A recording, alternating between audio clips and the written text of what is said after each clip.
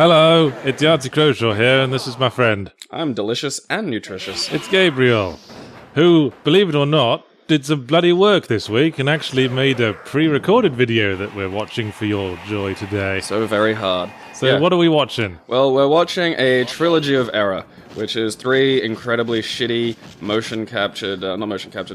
screen-capped video games. I'm getting that already. Yeah. So the first one is called Survival Arts. Now this is a real, fucking... So people don't know about this game generally, unless you're like me. So this is a game where you go around hunting rabbits, building little bivouacs out of branches. Yeah, leaves. it's actually, this is a procedural survival sim. I'm seeing that. Yeah. Yes. There's a lot to it. Look, that man is, quenching his thirst with the other man's blood. Delicious blood. So yeah, this is a real fucking backwards digitized fighting game. Look at that pause. Yeah. Yeah. You'll hear it when you're actually watching the video, listeners and viewers. But the sound in this is quite fun. And yeah, Viper when he wins goes like, woo! It's really funny. We could only find very baggy clothes to disguise our obvious lack of physique. Yeah. This does a lot of things that I love about digitized fighting games. Battleground is way too busy. Yeah, there's all the burning flames. They go to... This isn't... The fighting mechanics are definitely not polished, and there's a lot of problems with the game from an actual sort of fighting game player perspective. I'm going to take a wild stab in the dark here. Did this come out not too long after Mortal Kombat? How did you guess? Figured as much. Oh, it's insane. So yeah, this game doesn't have actual fatalities, and one of its little things is there's destructible environment areas that can yield weapons that you can pick up in the middle of a fight. Some of these weapons are guns that don't fire across the whole screen for some reason. Right. Some of these weapons are like bats, axes, swords, various shit like that. You seem to be fighting pro wrestling Hodor at present. Yeah, pretty much. There's 2 sort of pro wrestlery type characters in the game, and the game's engine is in no way designed for complex sprite interaction. So they don't really have grapple moves. All they can really do is throw the sprites at each other in what appear to be attacks. Okay. Like that. That's a move. That's a special move. It's just to huff his foot out at, just thigh height. Yes. Not dick height, not chest height, not knee height, just, That's as high as he could lift his leg, I think. Yeah. Oh, well, prove me wrong. No, Just as I say it. The award for, most... Okay, so... A lot of these games have a problem in that the people that they digitize can't actually do the fucking moves required of them. So that's what Mortal Kombat did well. Yeah, the winner for that award, which I didn't bother doing for this because I think it's already been done to death, was Tattoo Assassins, where a lot of the guys didn't have the flexibility to do high kicks. So you just see them their high kick is just and you can practically hear the fatty grunt as they sort of try to huff the leg up. Mortal Kombat guys were a lithe bunch. Yeah, well, there was only 4 of them, wasn't there? They were all wearing Daniel Pesina, Carlos Pesina. Same guy fighting a ninja, wearing a different ninja outfit this time. Palette swapping your sprites is a good way to spread things out. Well, yes, I agree, but I think Mortal Kombat were overdoing it a bit. By the end it was fucking ridiculous. By the time they had the Rainbow Ninja Clan fully going. The Ninja Tubbies. So yeah, this is a forgotten game, essentially. This never comes up in discussions about fighting games in the 90s. You sliced that man. Yep, with my shitty projectile sonic boomy attack. So did you do a fatality move, or does that just happen on the last blow? There are no fatalities. If you hit them with a significant, a special move or a weapon attack on the last blow, they'll explode. Hey, it's Vega's let himself go. Fat Vega! Yeah. Or should I say Bullrog in Japanese versions. Yeah, I was thinking of doing one of the... Oh, actually, no, that comes a bit later. Are they in a space elevator? No, an underwater elevator. Oh, see? yes, I see. You can tell by the space fish. I see the fish now. Alright, perhaps you better give this some context. What is the plot of... I've forgotten the name now. Survival Arts. What is the plot of Survival Arts? Okay, my response to that question is this. It actually doesn't explain it until you beat the boss. And even then... And wait till you see it. Even then, it is just... So much for investment. Yeah, it is... just terrible. But then they never explained who Cabal was until his ending in Mortal Kombat 3. Well, I mean, that's... He was one of my favourite characters. Yeah, Yahtzee liked Cabal because he had a mask, and he had a scary face under that mask. As my brother said, I liked him best because he was a cripple. I'm sad now. Cripple was one of his favourite insults for me. Why did he call you cripple? I don't know, he just sort of latched onto the word. Were you in any way physically? No, just wasn't an intellectual powerhouse. Anyway, continue. Alright, well, He's got 2 kids now. He's bred. That's fucking frightening. Sorry. Yahtzee discusses his family hour. We'll be back after these video game related messages. Plot of game. The plot of game is fight about it. I've always wanted to make just a fighting game that is called Oh Yeah, and just that's literally the plot. It's just, all it is people bump into each other. It's like Oh Yeah, fight about it. Which is actually technically the plot of Street Fighter 3 Third Strike. Jesus Christ, what's this pansy parade we've got in the background? That's a motorcycle gang of the afterworld. Like, hey, we're trying to do some modelling here. Get out of the fucking way. Stop punching our fridge. You asshole. Our beer was in there. They all look like unused Zorg character designs for Fifth Element. I think they're all embarrassed at that guy on the right. Yeah. He's someone's retarded little brother. Yeah, there's just let him show up. There's the character who's from this motorcycle gang of doom.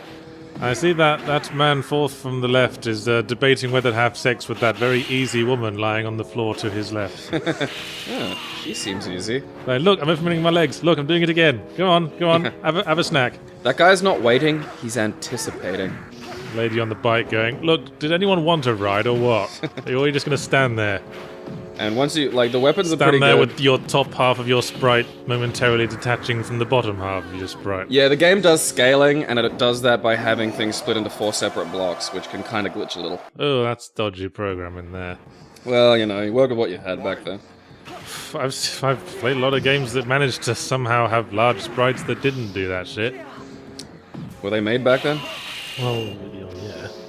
Well, there were a lot of games where characters were made up of multiple sprites. They didn't all have that bloody stupid issue every time the camera moved around. They'd have probably had more work spent on them and been done by better fucking publication houses. It's not that hard.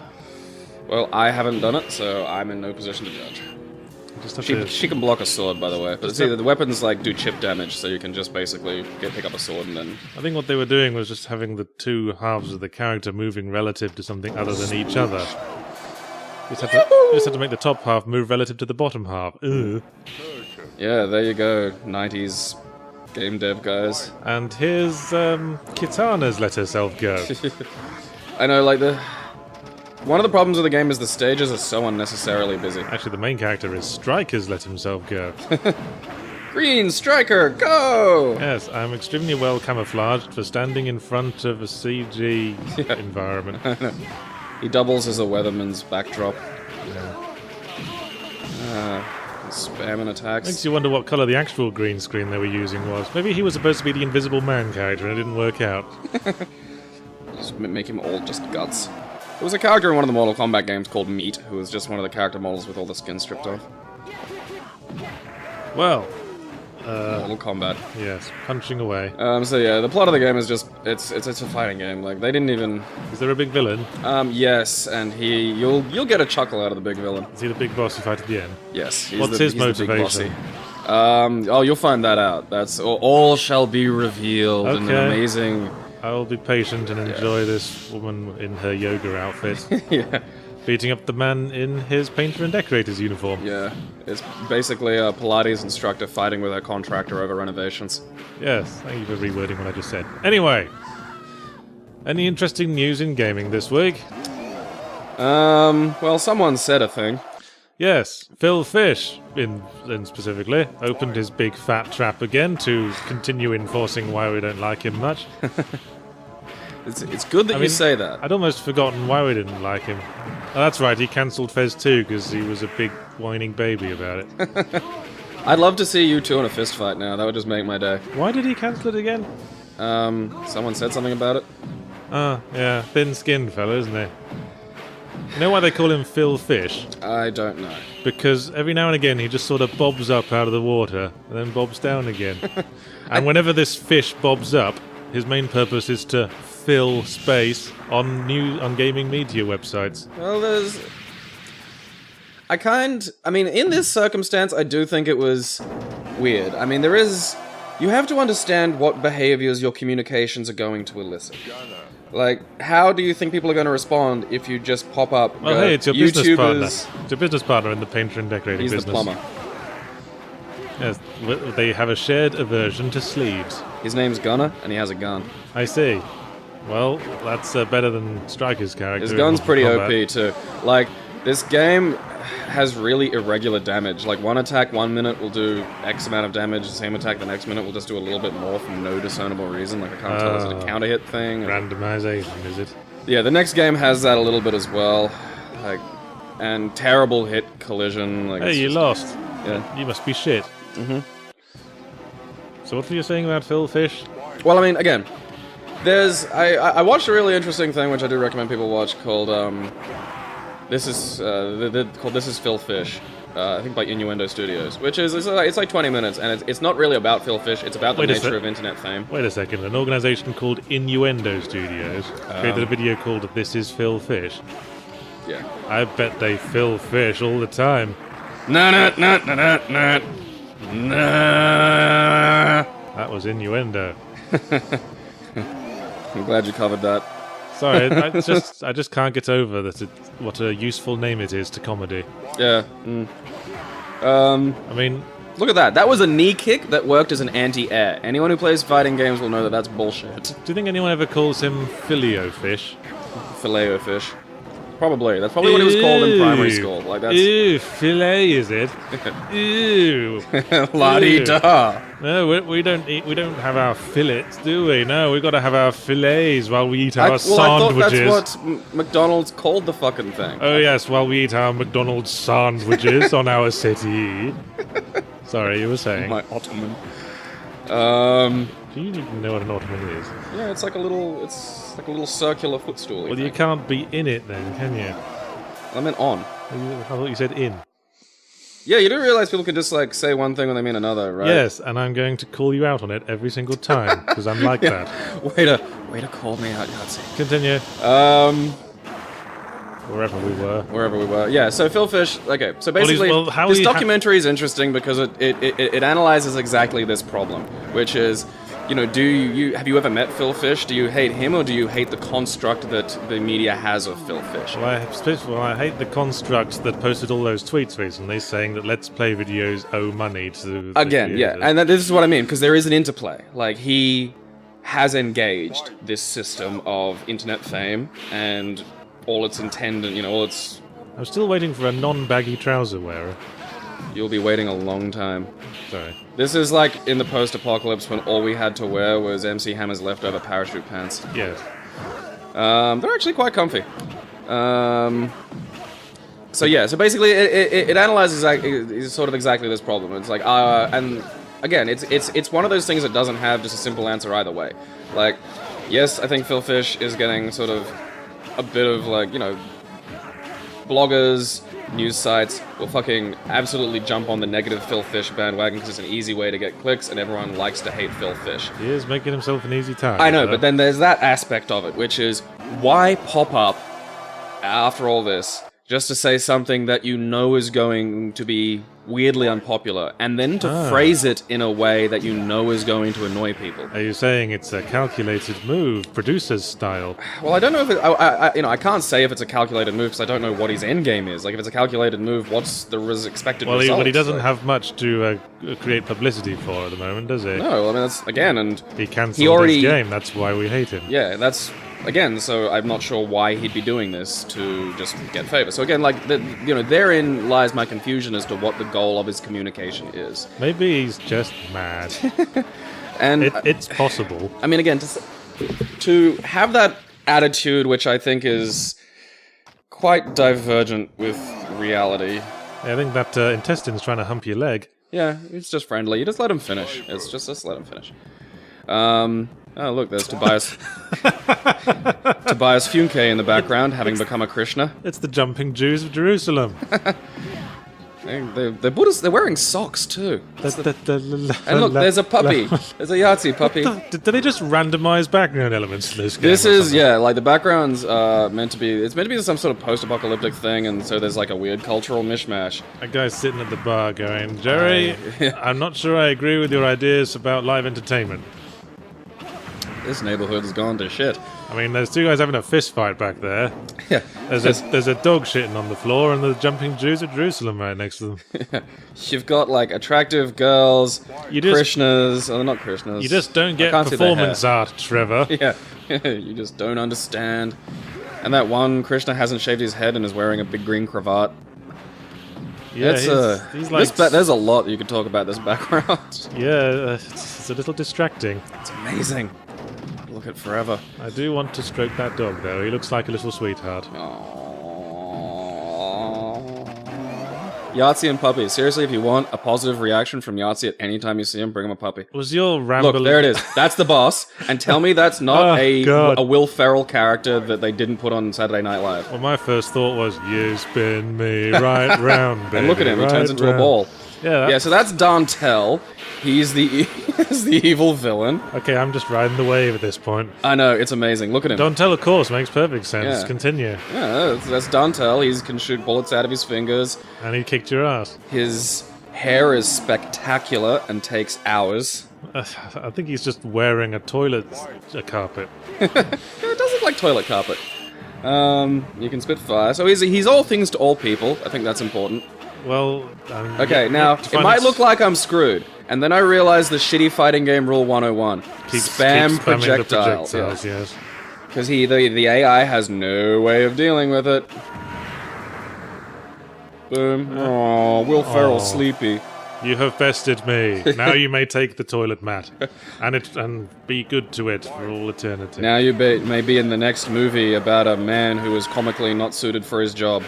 Did you have a rambly point to make about Fullfish, or were you just gonna keep going? Well, it was kind of taking the broad tack. Yes, it's almost. So I think like there is validity to the argument that a lot of the hate that Phil Fish gets is because he's become an embodiment for a bunch of things that aren't necessarily him. But then he does engage it. Yeah, look, so he was made of Mussolini and Hitler heads. Okay? Yeah, you know what? That's like the least of it at this point. Yeah, the founder of whatever. survival arts is Dantel, whose real purpose is to eat the flesh of powerful human beings in order to gain their immortality. Well, why was he eating Hitler then? Snack? So yeah, that's the end. The boss explodes in a shower of dictator faces.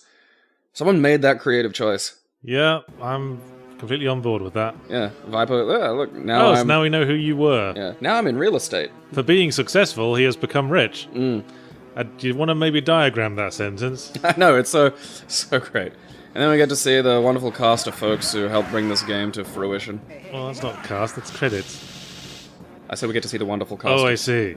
I almost forgot for a second it was live action because they were such cartoonishly strange. There's John Walter. Come on, Gunner, you can do it. Brian Creech. These are made-up names. No one wanted to be. Well, you knew he wasn't going to get a job with anyone else, didn't you? Except maybe a guy called Krong. Now, there's a man who's got his first name and his last name mixed up, isn't it? I do like that, and people who have two first names. And, well, there's another extreme example of someone with just the one name. Am I allowed to use my stripper name? Yeah, sure. At least someone who very, very reasonably didn't want to have their real name on this. I don't know. Wouldn't you be proud?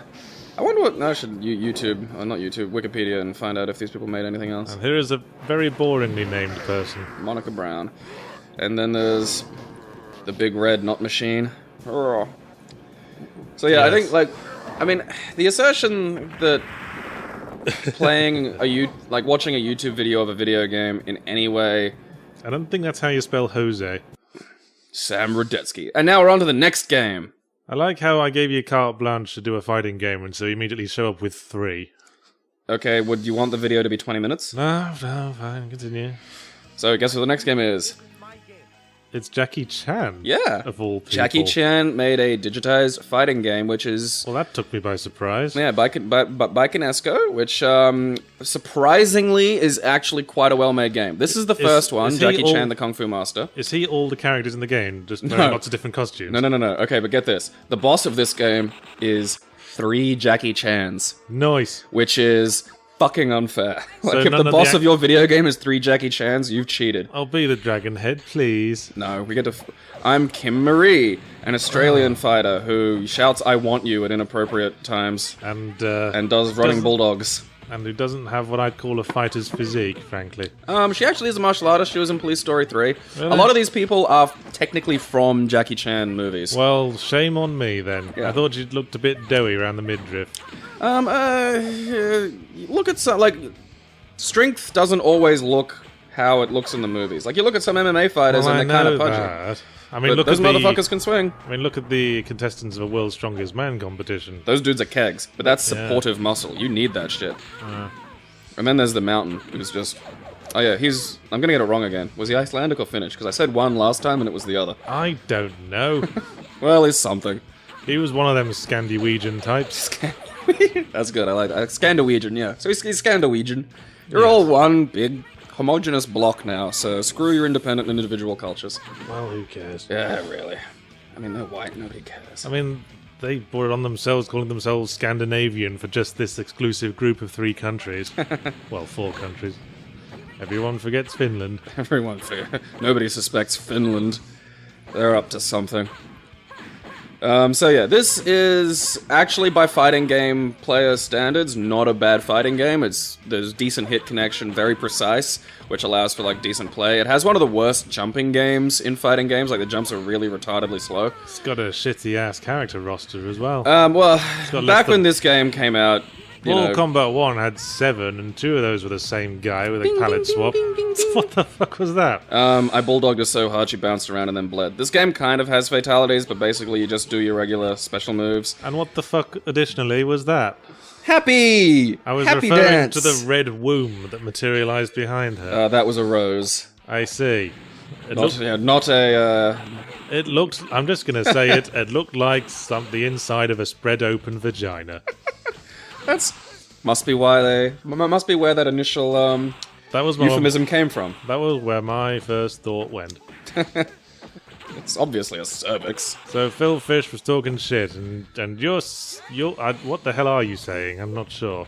Well, okay, like I said, there's a good video that discusses the interplay of like how we as an audience have constructed, like there's Phil Fish, there's the construct of Phil Fish as it relates to the audience, and then there's the audience. All the same is true of every public figure. I know, but then we get to the internet and how you can be a public figure in the modern era in weird ways. Like, am I a public figure? Well, I had this discussion with Total Biscuit when we were at the Escapist Expo together. He's another LP superstar. And I say British. that like I'm an LP superstar. If you put the fusion earrings on Yahtzee and Total Biscuit, you get the perfect British critic. Yeah, and then we have to fight Jim Sterling for the crown. Jim Sterling's one of the Wish Dragons. But we were saying that the thing with the internet is that there tends to be a more sort of engagement between celebrities and the audience, and we were saying that's probably a bad idea. Yeah, I actually agree with that, because... I mean, I like to... See, that does not look like a rose to me. It looks wet. It's a reminder for pap smears. Get your cervix checked. I mean, at best, maybe it's a sort of icing swirl made to look like a rosette. Mysterious lion. Yeah, so we were... What the fuck? So again, I mean, I think I'm a good case study for this. Do I yet count? Am I internet famous? Do I have a thing? Do I have an audience? Am I just a person who talks? How many Twitter followers you got? I don't know. Let me look. I'll find out. Yeah, well, I won't embarrass you by saying how many I've got. Well, no, tell me. I'm curious. I'm up to 90,000 now. Oh, wow. Yeah, just... See, I mean, just this throw is that the out thing. Like, is there a line? Like, how do I know? Does, like, a bunch of balloons fall down from the roof? It's like, oh, you're internet famous! Like, Well, what is it? that's interesting, isn't it? I mean, And again, like, I think I'm in a good position to be, like, an example of, am I on the borderline of it? Could I be it? Do I want to be that? I don't really want to. I wouldn't say so. I mean, I wouldn't say so. I mean, there's a difference between... 2,647. I mean, fame, I would say, indicates a wider range of awareness. Whereas But see, here's the thing. What you got, Who I'd outside say, of gaming knows who the fuck Phil Fish is? Well, I'm not sure. I mean, that's the thing. He's subculturally famous. He's not famous. I mean, that's why we have the term internet famous, because we need to clarify these things. Let's not even try to make sense of what we just witnessed there. Everybody Everyone inside my gaping vagina, kids. Yay! Yay, happy! I got tiny mysterious lions inside me. Ooh, they jiggle about. Within every woman is a mysterious lion. Is this Jackie Chan's, like, nephew or something? That's, I think, Andy Lau. He's been in a bunch of movies as well. Well, hush my mouth. Yeah. No, like I said, the game's fascinating because with a tiny little bit of tweaking, it could be could have been a really solid game. They made a sequel to it called Fists of Fire, which actually does improve a fair bit. The jumping game is still categorically arse, but there's super moves and a few extra bits and pieces. I think when we say, fame, it comes down to relative sizes of fish and relative sizes of ponds. Yeah, and I mean that's... Fittingly enough, Phil Fish is a big fish in a small pond. Well, a medium-sized fish. Probably a medium. I mean he's not the kind of fish that fills a pond. So many ponds! It's a gift, I'm telling you this name. It is. He looks like Graham Garden. Have you noticed? Yeah. Every time I see a thing of him, it's like, oh, Graham Garden's in the news. Wait, he's 30 years younger somehow. There's a mutton chopsy man. Yeah. You don't see many people rocking the chops these days. So I'd say, yeah, he's got, like, renown. He's got a certain amount of notoriety. Because, I mean, as a general gameplayery person, I hadn't really heard of him because I'm not that big into the indie game scene. Whereas people who are really big into the indie game scene, he was already quite big before he sort of, reached out into the wider gaming world with sort of Fez and then like kind of dicky comments on Twitter and shit. He's like a Jonathan Blow. Because, I mean, that's the thing. Like, he was who he was on...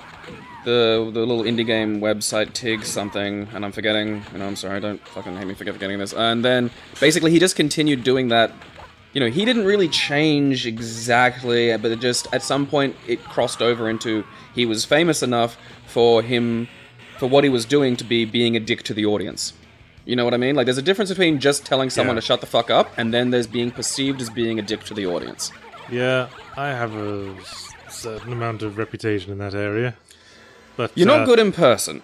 Well, no, but I try to keep out of, one-to-one communication. Yeah, see, I just make sort of general statements, you're all twats, that kind of thing. Well, yeah, as long as you say do you feel you have an obligation to your audience? Because, they do, if it wasn't for them clicking, you'd be... Well, I have an obligation to put videos out. I have an obligation to entertain so that they keep watching the videos and making me a living. Mm-hmm. So how much do you think that, If you're asking, do I feel I have an obligation to actually engage with my audience on a personal level, then no. I don't think I don't think you have an obligation to that. But, what if as a collective they started screaming about one specific thing or a change they wanted made? Like, how much then I would not engage with them whatsoever. What if it started to... I would wait for them to move on to the next controversy. I'd wait for it to blow over. Oh, well, no, I'm not talking about controversy. I just mean, what if they were just getting bored and wanted you to do different shit? Well, what if they didn't like what you're putting out? Like, it's important that you have the audience because the audience pays your way, but how much do you want to modify yourself to cater to them? Well, the beauty of the audience is they'll very rarely tell you to do different shit. I mean, that's the thing with fans, isn't it? They're all like... Just keep doing more of what we like. No, fans we want you to do something completely new that's exactly the same. Yes, we've made that point. And that's, I think you can just get trapped. I mean, that's the problem with the horde. People will get bored of my stuff. That could very easily happen. But there'll always be more people discovering it. I suppose. That's the good thing about the internet is it's an enormous audience. It's very vast. It's a wide platform for content with very little restriction. It's a fucking miracle that I don't think enough people take advantage of. Like, well, it's quite a cutthroat environment because the only real decider of success is quality. Well, quality and, mass market appeal. I mean, dude, who makes the most money doing YouTube videos? Funny shit. Would you describe that as funny? What? Would you describe the most popular, Let's Player as funny? Well, people seem to find him funny. I don't think mass appeal is an inherent... Well, while... we're talking about... Let's face it, we're talking about PewDiePie here, aren't we? Because I didn't know who that was, because I don't really spend a lot of time on YouTube, and then he speaks to a very, very, very, very broad school of humour. It's like Mr. Bean. It translates well. It's just screaming and slapstick nonsense. I slapped the blood out of her. I mean, yeah, it's not sophisticated. In the slightest. See, again, like, I don't mind... the thing to me is there's sophisticated lowbrow and there's shitty lowbrow. It's universal as you can get, is the thing. I don't know. I mean, there's people are some very sniffy about popular... lowbrow, but I love lowbrow. Well, I've never had the kind of belly laugh I'd get from like a piece of slapstick from, say, Bottom. I wouldn't laugh in the same way to like an incredibly clever Swiftian riposte. Yeah, it's a different joke. I mean, structure humor in something like Bottom is just incredibly visceral. Yeah, and Viscera hits like straight to the physical reaction of bombs. That's how slapstick works, and people are sniffy about it. But you know, you get bigger laughs with a knob joke. I still think, but to me, there's still an art to it. Like there's good lowbrow I mean, humor. it's all about timing. Yeah, basically. the structure. Like there's still comedic skill that goes into a good lowbrow joke. I mean, the obvious test of that is the Seltzer and Freiberg epic movies and shit. Those are awful. I have a theory in this regard. Excellent. My theory of comedy is that shit in motion is funny. Shit sitting there and on the floor is just crass. It depends on how you cut to it, but yeah, I get what you mean. Yeah. Like, it has to be a surprise. I mean, you know, it's not just referring to shit. Yeah, it's the a physical, thing. Shit in motion. No, throw a shit at a man's face. That's funny. There's a bit in Airplane fun. That's in my head now where it's just like, looks like the shit's really hit the fan. And it just cuts to a picture of a fan and then just a big pile of excrement hitting it. And it's so fucking stupid, but it kills me every time. It's an example of a well-timed dumb just joke. The fan's there and you're like, there's a fan. Where's the... there it is. Because it's in motion. I think another good one, like, I do like that kind of humor. Like, you know how the essence of humor is surprise. But I think... Actually, Gabriel... you tell me. No, actually. Ask me the question, what's the essence of humor? What's the essence Timing.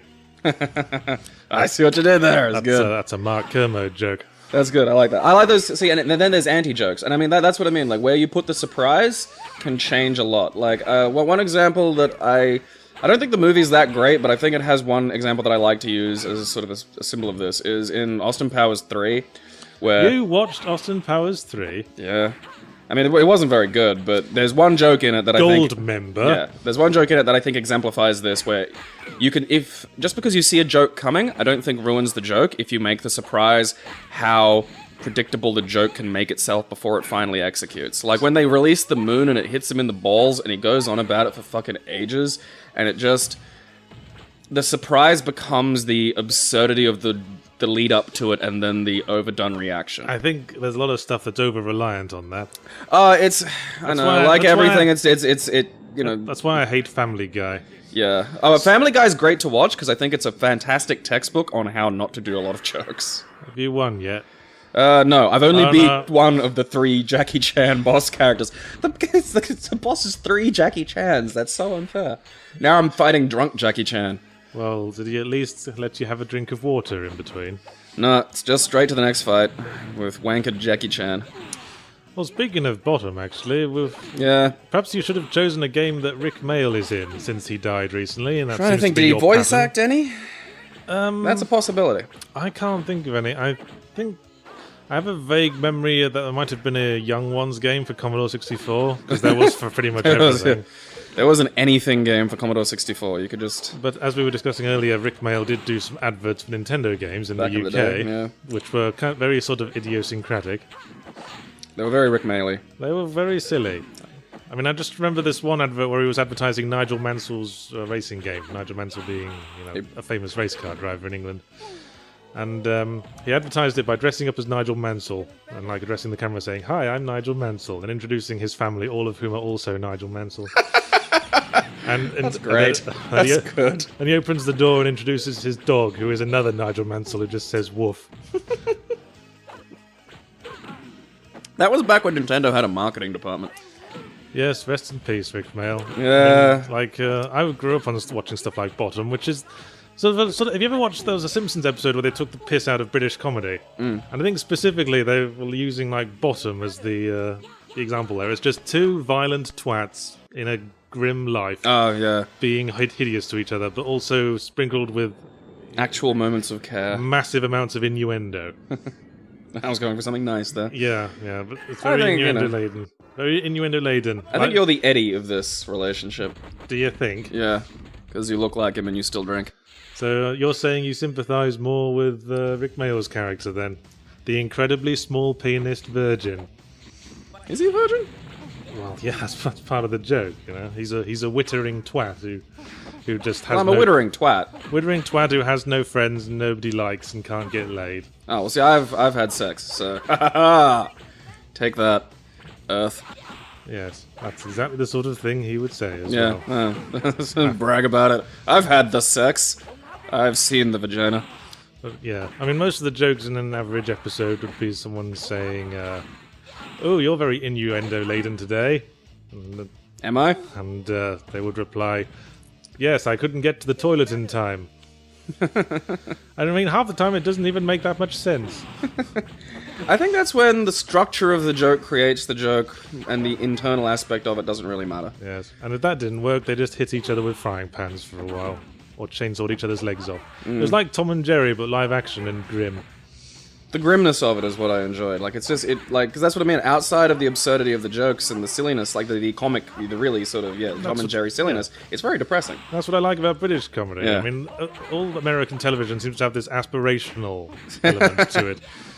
I mean, even the American dream. Even the sitcoms. Rest in peace. Even the good sitcoms, like say Arrested Development, are about rich families, and they got like the one lone hero you can relate to.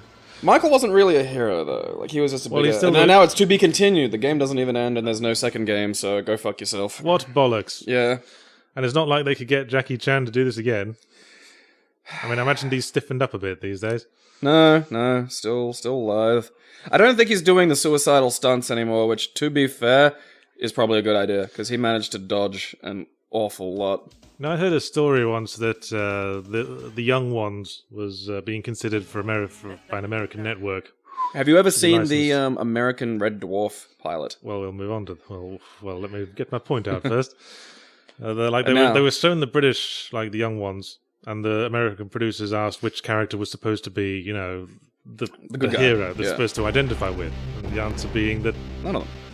None of them, and that's kind of the point. Although you will see bits of yourself in them. I see. We're playing Street Fighter, the game, the movie, the game. Yeah, Street Fighter, and there's poor Ming-Na Wen having a slum it when she was young as Chun-Li, who you can now see in Marvel's Agents of S.H.I.E.L.D. Oh, Kylie Minogue, whatever happened to her? Well, see, this is what I love about this game. You can play a video game where Jean-Claude Van Damme beats up Kylie Minogue. Nice. Yeah, that's funny to me. And only because, striking unarmed women is hilarious. And short-haired Ken. Yeah, short-haired Ken. And, and then, Belgian Guile. And Bison. So this game is a fucking peculiarity for a lot of reasons. It's made by Intelligence... Wait, wouldn't Raul Julia have been dead by this point? He was dying on the set. When he showed up, his, I think it was stomach cancer. Maybe, I might be wrong. But he had something. He was really thin. The whole movie actually kind of got wrecked up because they were waiting for him to get back to fit. Well, I knew that about the film, but does the same apply to the game? Oh no, the game's mocap character the game's digitized character is not Raul Julia. Okay. So I've decided to be Guile because, surprise, surprise, they made Van Damme's character retardedly OP. Well, he is the protagonist. Yeah, but okay, this game is just a bad fighting game for so many reasons. Bad collisions. I think we start where we say this is the epitome of pointlessness in a game. Just baffling, like... We've made a game version of a film that's based on an infinitely superior game. Yeah. So the game has, novelty value only. Well, that doesn't carry the production through to the end, novelty value, does it? Oh, lordy, no. I mean, this was a mistake from the start. The funny thing is, it's like when you were talking about making a game based on the development of whatever it was. Yeah, I can't remember. Yeah, well, that shows how... Shaq Fu. Oh, that's right, yeah. And what kind of game was that going to be? And I said that is a game that does not really get past the idea stage. Oh, hell no. I think the whole... developing it, you realize what the stupid fucking yourself, idea it is. What the fuck are we doing? But that was the thing. That was why I brought that up. Is because that game could happen these days. Possibly. There is no grade of irony that cannot just become reality now. Well, more likely it'll get kickstarted, and then whoever kickstarted it will run off with the money, and we never heard from again. I should do that. I gotta help Gabe's Kickstarter of a game that he'll totally make. Well, you've sort of given away the game at this point, haven't you? I'm curious to see if that would even hurt my Kickstarter chances. Is that one of Chun-Li's moves in the original game? No. Like the game is full of moves that don't happen, juggles that shouldn't be in any fighting game, like just infinite juggles. The game's got loads of infinites, shitty hit detection, shitty collision. Well, they remembered the saucy outfits at least. Yeah, a bad super meter system, just generally... You could, if you slowed it, if you slowed it down and simplified it a little bit, you may actually get a decent game. The odd thing is there are actually 2 digitized Street Fighter games. This one and the one made for the PS1, which is actually a completely different engine and is basically a reskin of Super Street Fighter 2 Turbo with the digitized actors used from this. I see. Except it looks like cheese. It is fucking terrible. I think cheese is quite appealing looking, actually. Yeah, but you don't want it making up the pixels of your video game. Well, no, it would start to smell. So yeah, that exists. It's a more playable game because the engine is just literally the functional Street Fighter engine from Super Turbo. This is its own engine made by Incredible Technologies and is not a good engine. Is Incredible Technologies an ironic name? See, calling a company that's just tempting fate, isn't it? Super awesome, fantastic technologies, game makers extraordinaire. Or like, you know, game company that will exist for eternity, where... Isn't it a shame that Rick Mail died? Yeah, that sucked, but, you know, it's coming for all of us, it's gonna happen. I was watching Bottom... John Cleese is gonna be dead soon. I was watching Bottom Live this morning. Yeah, I walked in and there was Bottom on TV. If we want to take it to Culture Corner. Now, I heard they originally wanted to call it Your Bottom. So that it would automatically funny when you talk about it. Did you see Your Bottom on the television last night? I remember the VCR case for one of their first live shows when it was put on tape and sold was Rick Mail with a mop pushing... No, it was the other way around. It was Ade Edmondson with a mop pushing Rick Mail into a big drawn bum. And I just remember looking at that and thinking... And it just said Bottom Live. And I'm like... Well, their sense of humor is evolving, you know, finally. So you can talk shit about, you know, it being very puerile, but Rick and Ade were on the cutting edge of alternative comedy. When it first came about in the Comedy Store in well, that's the thing. I honestly don't think Bottom's probably their best work. I don't think it's bad, but at the same time, I think unless, like I think there's a gleeful abandon to it that I like. Yeah, like, I think you have a specific taste for that kind of milieu, which I think... is why you like it. Pardon me while we enjoy our milieu on the settee with our filet sandwiches. You're just jealous I'm going to have an actual English degree. You went to the English School of Life. Fuck you, man. I've got the accent. So yeah, I can take or leave Bottom as the exemplar of their work. I still think what do you like best? The Young Ones? Yeah, Young Ones. I think because Young Ones. Well, there's more episodes of Bottom than the Young Ones. Yeah, I don't think that's necessarily a good thing. I think Young Ones is great because it had some really brilliant absurdism. That was a stupid little dance you were doing there. Yeah. Oh yeah, and the super moves auto-track even mid-move, so you can't make them whiff, which whiff punishing is a big part of any fighting game. That is, if you miss an attack, you should be able to hit them afterward. I love the term whiff punishing. Oh, I think someone's on course for a bit of whiff punishing. Whiff punish! It's a thing in the fighting game community. It's a thing in fighting games. It's an important part of the structure. But anyway. Yeah, I think Young Ones is fucking fantastic and odd and good. I love how they had to get, what was it, they got a tax break by making themselves a variety show by having a music video bit in the middle. Yes, I'm pretty sure I told you that. Yeah, and it was great, because then you'd have, like, just Motorhead and Madness. Yeah, just, like, the Motorheads in the lounge room doing a song. And I think that's a really cool sort of element of the show and of the style. It was a very, you know, anarchic youth thing. Because they were trying to use alternative comedy to appeal to people who were sick of the sort of toothless middle-class comedy that what was... I mean, you'd be able to give me a better idea. What was the old, their competition in terms of comedy in that Well, they even, like, The Good Life. There's even an episode of The Young Ones where they call The Good Life out. Huh. Where they show the title sequence of The Good Life, and then, like, Vivian, like, bursts through it and goes, "No, I hate the fucking Good Life! Because everyone's so bloody nice!" Which one was The Good Life? That was like the retirees Good in the Life cottage or some shit. Good Life is an incredibly bland, middle class, as I say, toothless, jolly comedy about a wholesome young couple who decide to live self-sufficiently in suburbia. Yeah, there's one I'm thinking of that had a lot of gardening in it, so that must be it. Yes, it's quite excruciating from a modern perspective. That's just painful. That's what you just had to put up with before alternative comedy. Was Young Ones like the vanguard of that? I mean, well, again, I'd say, my historical understanding of the positioning of it. I'd say alternative comedy started in the comedy clubs of London. Oh yeah, I mean there was a stand-up in the.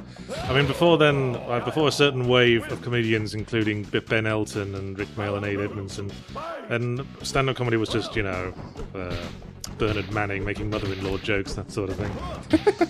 Really? Yeah, like Les Dawson and what's his name? In Australia, it was like Rick Rude saying stuff about Asians. Yeah, well, that sort of thing. Alternative comedy was just when people just realised we could just say poo and wee all the time. Or, you know. I'm simplifying, obviously. Yeah. Best foot forward, yeah. You gotta put on a good show. Yes. But, you know, I think Rick Mail, you know, at least he didn't die before he made the impact on culture that culture was crying out for. I think my favorite thing was Aid just talking about you know, when they were sitting around writing and they used to just like kill each other laughing. Yeah. And now he's actually gone and died without me, the selfish bastard. And so that's I like that. Like I like that approach to death. Like I always love Graham Chapman's funeral is a bizarrely hilarious thing to watch, and I think that generally, when a comedian dies, it should be a roast. Yeah, I think that's a good you know thing to do. Yeah, yeah. I mean, I think all funerals should be a celebration of a person's life. Yeah, and not just whining about it. What do you want done to you after you're dead? You just not give a shit? You want to donate yourself to science? I think I'd like to take the Hunter S. Thompson route. So a cannon? Yeah. I cremated and then shot out of a cannon. See, I want to be cremated and then put into the food at my funeral. And then there'll be a pre-recorded... you don't tell them that. Oh, no, there'll be a pre-recorded video that comes on at the end of the thing after the food's all done, and it's just me going, I'm inside you now. Well, and that way everyone's just angry at me as opposed to sad, which is a state I'm more comfortable with. You know, there's a lot of like primitive cultures that had a cannibalizing the dead ritual. And you know what? In terms of funerary rituals, that makes a lot of sense to me. You're with me forever. Who the fuck is Blade? Right, well, this game didn't do a few characters, so there's no T-Hawk, no Dalsum, no Blanca, so they had to replace those. So Blade, I think, kind of replaces Blanca, Sawada replaces T-Hawk, it doesn't look and Akuma replaces... He doesn't look anything like Wesley Snipes. He has a rocket launcher, so there's that. I don't think you're allowed to bring a rocket launcher to a fight. Is Blade a character in the larger Street Fighter canon? Oh, shit buggery, no. None of Street Fighter the movie is in any way, shape, or form accepted canon. I see. The animated film actually uses canon. The really, really quite excellent Street Fighter Assassin's Fist YouTube series is very much canon. You've waxed lyrical on that subject before. If you're a Street Fighter fan, you should enjoy it. If you're not a Street Fighter fan, I don't know how much you'll get out of it, but if you are, it's a bit of fun. Yeah, Blade is just, it's not a thing. None of this that you're looking at is a thing. Oh yeah, this is Guile's insanely unfair super move that takes away pretty much half of your health bar. Is Fireball invincible, tracks, covers loads of distance, like it's insane. Oh no, now who will win? Jean-Claude Van Damme can masturbate only to this. OP versus OP. Yeah, I mean the game is not balanced well, it's not organized well, the AI is abysmal. I'm seeing that. Yeah, I literally got through most of this just doing flash kick. Yeah. Just flash kick up close, and it hits 4 times for some reason. If I hit someone in the air, I can hit them before they hit the ground, which is something you're not really meant to do in a lot of fighting games. Like how much you want to let your characters juggle can result in like long combos that can basically end an entire health bar. So it just basically becomes who fucks up first, which is kind of not a lot of fun to play. I zoned out like 2 paragraphs ago, man. I'm not talking to you, I'm speaking about fighting games for an audience that maybe isn't aware of how they, how they work. Put a like on this video if you also zoned out while Gabriel was waffling on there. Fuck you. You said I was allowed to do a fighting game one. Well, yes, because it's boring. And I was kind of hoping we could talk topics over it, rather than you just... We spent literally, like... Well, let's how we go to our other one, then. Alright, what's the other one? My other one is that it's come out that Splatoon, the new IP on the Wii U, will have local multiplayer, which was a concern of mine that I expressed, if you'll recall. Yeah, I recall. But, and this is a big but, a big stinky squidgy but. Alright. The local multiplayer is 1v1 only. Will there be bots? Like, do you have a team? I don't know that much. The game's designed for 4v4, but that's online only. See, I think I can kind of understand that, because 4-player split-screen first-person shooters is, even with a big TV, kind of not great. Well, GoldenEye seemed to get by alright. Everyone seems to remember liking that. Have you gone back to that? Well, nostalgia has some kind of basis. I didn't play much of it myself. For its time, honestly. it was, revolutionary. It was great fun. I mean, because you could get 4 people together and play a first-person shooter, which really wasn't... I mean, I can see that it looks absolute bollocks now. Yeah. Well, it's like 11 meg. It's insane when you go to download these old games. It's just like, man, I remember this being a big deal. I paid like $90 for this, and now it's just like, it'll download in less time than it takes for me to, like, reach up and get, like, my water. Well, it's not what you got, it's what you do with it. Counts. Yeah. True for video games, penises, and life in general. But we made the point that all the consoles are just leaving local multiplayer behind, and it's the only way they really excel. Well, I mean, I think 1v1 can work if there's bots. Because I think 1v1 in that kind of setting where... I mean, the trailer made it look a lot of quite dynamic and fun when there's a lot of people. I think 1v1 could make it boring. But if there's bots, then at least you've got this, you have a degree of agency in terms of your other human player, and then you've got a bunch of other jerks who are also in the way and kind of helping you out and stuff like that. I think the Wii U shot itself in the foot by only having one screen controller allowable per console. Yeah, I mean, there's output concerns. I mean, they're basically having to render and do the game twice. Hey, it's the best character from the film. Fuck yeah. He Besides also played... Raul Julia. Yeah, Raul Julia's great. Apparently he had a lot of fun making the movie. His kids loved the game. So he did. You can tell in a performance when the actor's having fun. Yeah. Raul Julia just hamming it right the fuck up. That's why I always think Harrison Ford must have really hated the last few films he's done. I think he's just getting tired. Well, wouldn't you? Yeah. Harrison Ford just wants a nap. He just wants to fly helicopters. Zangief's lariat proved ineffective. Yeah, the game is not well designed for grappling characters. And all of Zangief's throws just look demented because they're just sort of awkwardly swinging the fucking character models at each other. I think Splatoon should have allowed at least 2v2 multiplayer. They should have gone as far as they could have done. See, then you've got the 4-player split screen issue. Which... Well, some people are fine with it. I mean, again, yeah, having it as an option and just saying, look, because I mean, when you play Mario Kart 4v4, I mean 4-player Mario Kart, the frame rate drops to 30. I don't think that's an unacceptable thing. I don't really notice 30 FPS. In any case, 30 FPS tends to look slightly smoother than 60 FPS in some contexts. Well, again, I think that, the fan base should accept that there are certain circumstances where if you got 4 things being rendered on screen at once, yeah, you're going to get a drop. I think 4v4 would be good if it was just like, yeah, it turns down to 30. But it's like, what are you fucking complaining about? Don't be jokes, come on. It's like how I've never played a 1080p game that didn't also look perfectly fine in a 720p resolution. Now you're gonna have the PC Master Race people explaining to you why your eyes are wrong. Well, I'm sorry, but it's I don't know, I agree. I it's personally don't fucking care. It's never gotten in the way of my enjoyment of the game. No. I've never, yeah. I mean... And 60 FPS to me reminds me of, the interior shots in Faulty Towers, and 30 FPS remind me of the exterior shots in Faulty Towers.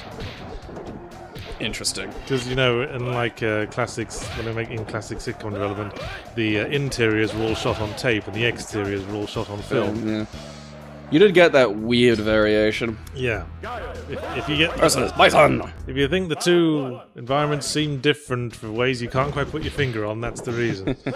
Also, the film they used to use in old 70s British programs was kind of weird. That's why you get that kind of flare in Doctor Who whenever something went off. So, I'm fine with 30 FPS. That's perfectly workable. Yeah, I mean, I think there's a hubbub about it now. The film is 27 frames per second. That doesn't seem to bother people who watch films. Again, I think, it's one of those circumstances where I think there's a hullabaloo, if you will, about hullabaloo. A schmozzle about it, which I don't think is... A what? Schmozzle. That's more of a wrestling term. Let's go to Urban Dictionary and see if that's there. It's a neologism. I just made it up. Now it's a real word. A what? A what? Yeah, I think, like, even if you really like it, I think there's certain circumstances where it's fair to drop the fucking frame rate to execute more shit. Like, having 4 players something, the frame rate drops to 30, don't bitch about that. I don't think that's a valid complaint. I mean, no one bitches about lowering the quality of far-away things in games, because that's a standard sort of practice. I mean, I don't know. I have played a lot of 4-player Mario Kart, and it is fun. And it's fun because you've got people in the room with you, and you can call someone a dickbag when they do something dickbaggy to you, and they're right there. I have no opinion. Well, I know you have no opinion about Mario Kart specifically, but I mean, you know, local multiplayer is fun. Yeah, certainly it seems to do well in the bar. And it's so much more fun when you do something to someone else and you can look at them and you can look them in the eye and smile. Well, that's always been my attitude. I don't like online multiplayer as much as local because you can't slap someone in online multiplayer. You can't lean over and distract them by trying to kiss them on the cheek.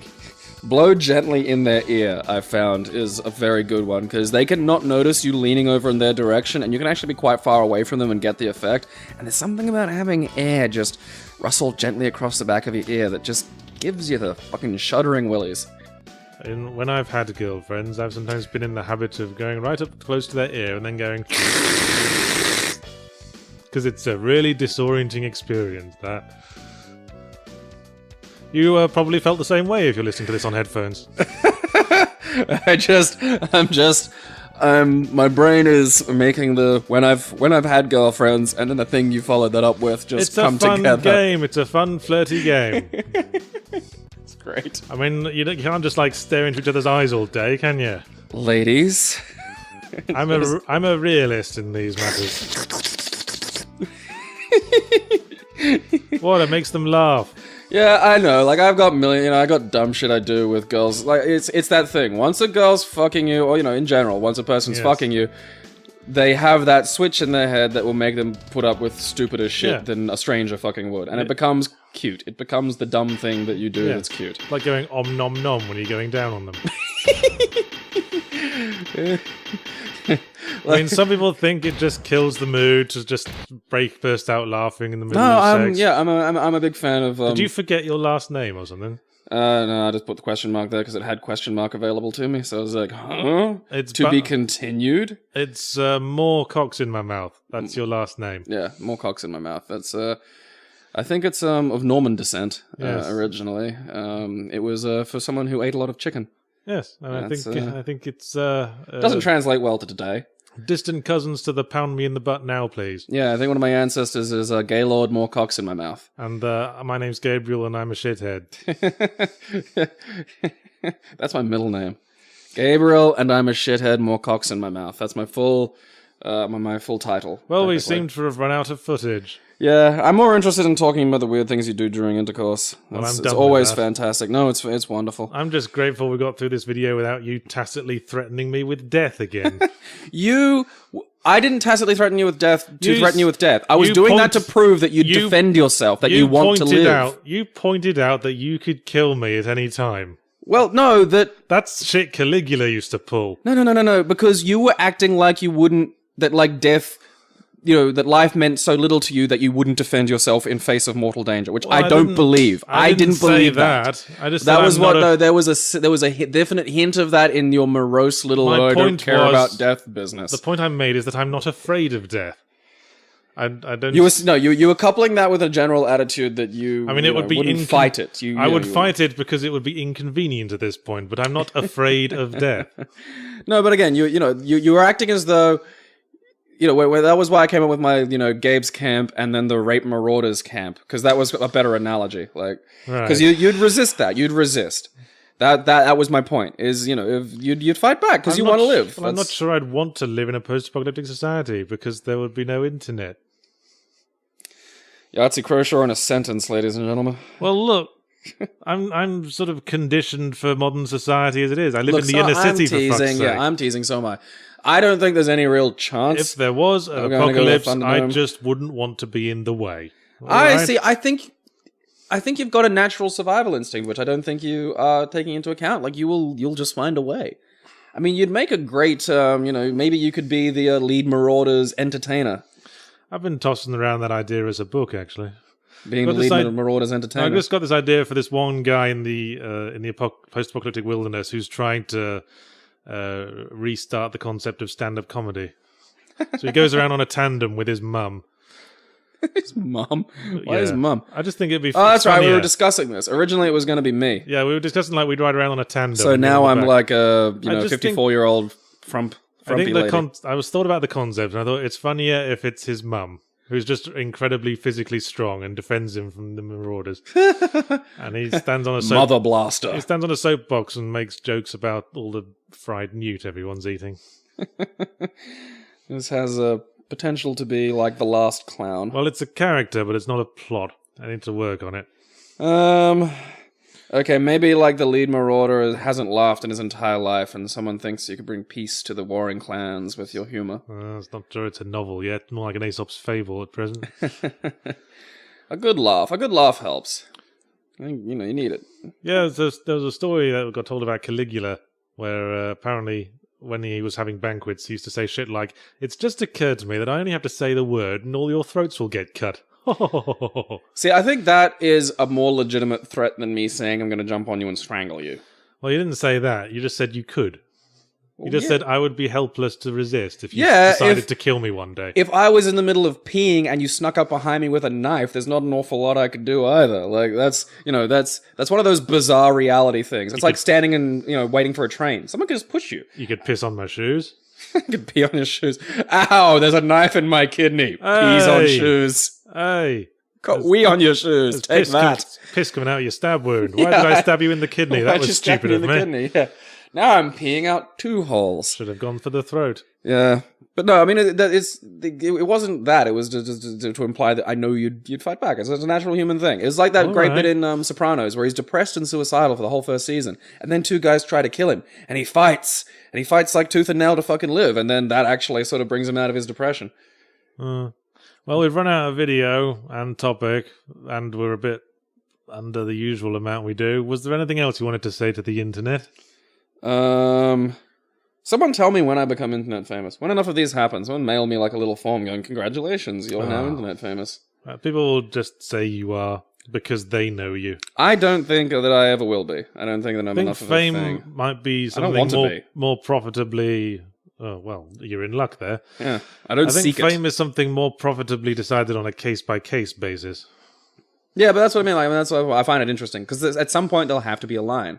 Like, there has to be a, you've crossed over. Congratulations, you've leveled up. As generally famous. I mean, I get recognized in the street. I got recognized in a bar last night. Was it, like, what bar? Fourth Wall. Oh, okay. That's a good bar. If you're in Brisbane, you should check it out. Yeah, it's the other one I go to besides the one I co-founded. So what was it like? You know what? Fuck it. Let's just advertise bars in Brisbane. Go to Fourth Wall. It's run by some mates of mine. It's a little casual, quiet, cocktaily place. Kind of place where you can just sit at the bar and have a conversation with a stranger. And learn about drinks. Exactly. They tend to tailor drinks really well to your preferences. It's on Ann Street. It's one of my favourite places. It's near Curbside, which is also all right. You'll run into Yahtzee Croshaw. Possibly. And possibly recognize him. Yes. What were they like? Like the person who recognized you? Were they what you'd call observably part of what you'd expect your audience to be? It was an arty fellow, art student. Okay. Well, when I say recognise me, we were chatting, and he was saying, "My name's by the way," and I said, "I'm Yahtzee," and then he recognised me.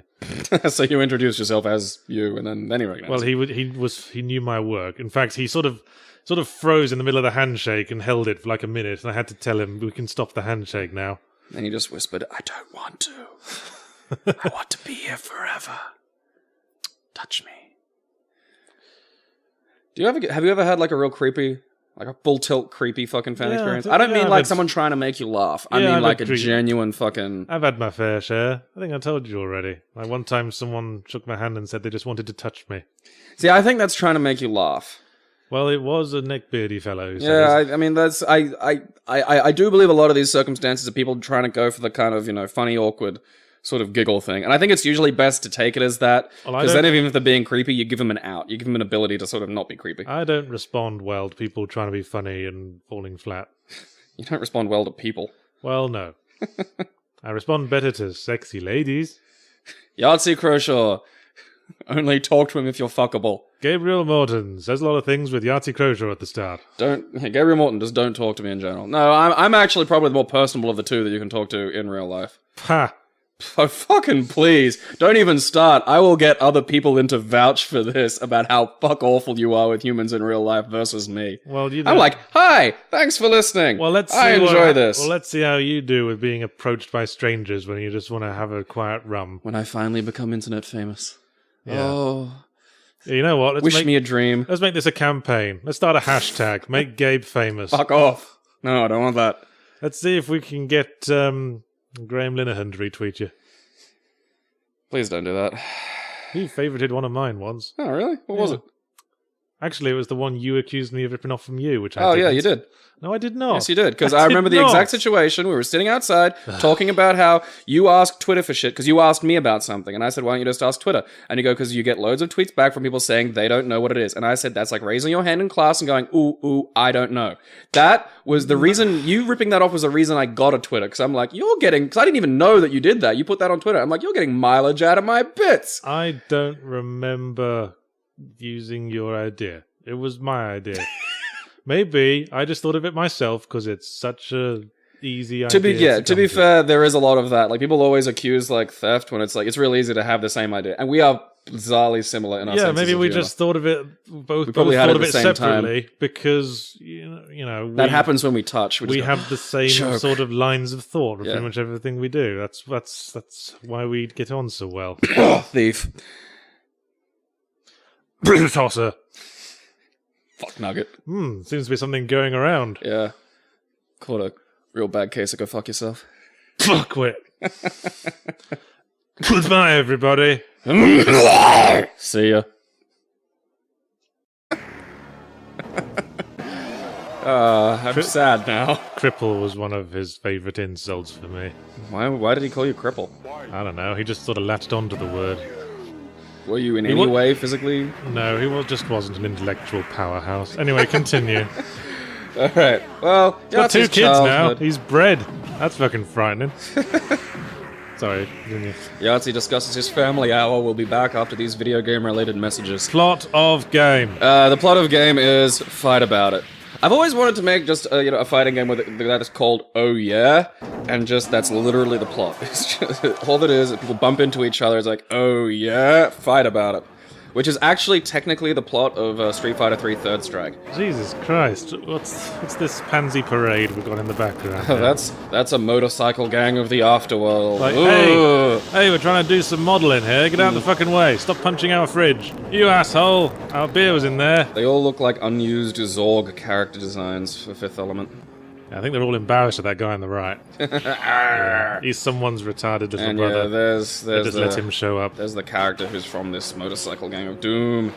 I see that man forth from the left is debating whether to have sex with that very easy woman lying on the floor to his left. Yeah, she seems easy. Like, look, I'm implementing my legs. Look, I'm doing it again. Go on. Have a snack. That guy's not waiting, he's anticipating. Lady on the bike going, look, did anyone want a ride or what? Or are you just going to stand there? And once you, the weapons are pretty good. Stand there with your top half of your sprite momentarily detaching from the bottom half of your sprite. Yeah, the game does scaling, and it does that by having things split into 4 separate blocks, which can kind of glitch a little. Oh, that's dodgy programming there. Well, you work with what you had back then. I've played a lot of games that managed to somehow have large sprites that didn't do that shit. Were they made back then? Well, yeah. Well, there were a lot of games where characters were made up of multiple sprites. They didn't all have that bloody stupid issue every time the camera moved around. They'd have probably had more work spent on them and been done by better fucking publication houses. It's not that hard. Well, I haven't done it, so I'm in no position to judge. She can block a sword, by the way, but see, the weapons do chip damage, so you can just basically pick up a sword and then. I think what they were doing was just having the 2 halves of the character moving relative to something other than each other. YouTubers. It's a business partner in the painter and decorating business. He's the plumber. Yes, they have a shared aversion to sleeves. His name's Gunner, and he has a gun. I see. Well, that's better than Striker's character. His gun's pretty OP too. This game has really irregular damage. One attack 1 minute will do X amount of damage, the same attack the next minute will just do a little bit more for no discernible reason. I can't tell, is it a counter hit thing? Randomization, is it? Yeah, the next game has that a little bit as well. And terrible hit collision. Hey, you lost. Yeah. You must be shit. Mm-hmm. So what were you saying about Phil Fish? Well, I mean, again, I watched a really interesting thing, which I do recommend people watch, called, This is Phil Fish. I think by Innuendo Studios, which is it's like 20 minutes, and it's not really about Phil Fish. It's about the nature of internet fame. Wait a second, an organization called Innuendo Studios created a video called "This Is Phil Fish." Yeah, I bet they Phil Fish all the time. Nah. That was innuendo. I'm glad you covered that. Sorry, I just can't get over that. What a useful name it is to comedy. Yeah. I mean, look at that. That was a knee kick that worked as an anti-air. Anyone who plays fighting games will know that that's bullshit. do you think anyone ever calls him Fileo-fish? Filet-o-fish. Probably. That's probably what it was called in primary school. Like that's. Ew, filet is it? Ew. La-di-da. No, we don't eat. We don't have our fillets, do we? No, we've got to have our fillets while we eat our sandwiches. I thought that's what McDonald's called the fucking thing. Oh yes, while we eat our McDonald's sandwiches on our settee. Sorry, you were saying. My Ottoman. Do you even know what an ottoman is? Yeah, it's like a little circular footstool. Well, you can't be in it then, can you? I meant on. I thought you said in. Yeah, you do realize people can just like say one thing when they mean another, right? Yes, and I'm going to call you out on it every single time because I'm like that. Way to call me out, Yahtzee. Continue. Wherever we were. Yeah, so Phil Fish, okay, so basically, this documentary is interesting because it analyzes exactly this problem, which is, you know, have you ever met Phil Fish? Do you hate him or do you hate the construct that the media has of? Hello, it's Yahtzee Croshaw here, and this is my friend. I'm delicious and nutritious. It's Gabriel, who, believe it or not, did some bloody work this week and actually made a pre-recorded video that we're watching for your joy today. So very hard. So yeah. What are we watching? Well, we're watching a trilogy of error, which is 3 incredibly shitty screen-capped video games. I'm getting that already. Yeah. So the first one is called Survival Arts. Now this is a real, like, fucking... So people don't know about this game generally, unless you're like me.